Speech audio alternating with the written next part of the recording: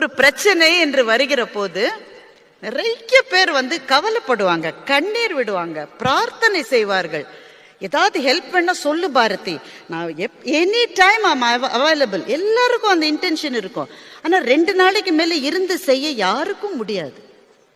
ஒரே ஒரு உயிர் தான் நமக்காக கூடவே இருக்கும். அது உங்களுடைய வாழ்க்கை துணை மாத்திரம்தான்.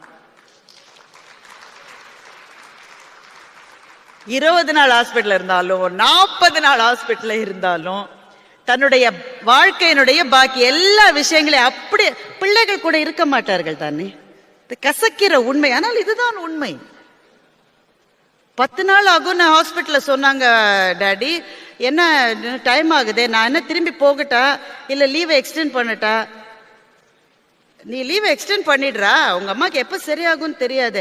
எவ்வளவு நாள் எக்ஸ்டெண்ட் பண்றது? ஒரு 2 நாள் எக்ஸ்டெண்ட் பண்ண. டே 2 நாள் எக்ஸ்டெண்ட் பண்ணி என்ன செய்யறது? அதுக்கு மேல முடியாதுப்பா, வேலையை விட்டு தூக்கிடுவான்ப்பா. உன் பேரனுக்கு அங்க ஸ்கூல் ஆரம்பிச்சிருச்சுப்பா. பிள்ளைகளுக்கு அவர்களுடைய வாழ்க்கை இருக்கிறது. தண்ணீரும் பாசமும் எப்போதும் கீழ் நோக்கித்தான் பாயும் என்று ஒரு சீன பழமொழி இருக்கிறது. தப்பு இல்ல, பாசம் இல்லைன்றதில்ல, அவர்கள் வாழ்க்கை அப்படி. அப்பா அம்மாக்கு ஏற்கனவே ரொம்ப வயசாயிருச்சு. அப்ப யார் இருப்பாங்க என்றால் உங்களுடைய வாழ்க்கை துணைவர் அல்லது துணைவிதான் கூட இருப்பார்கள். அதனால்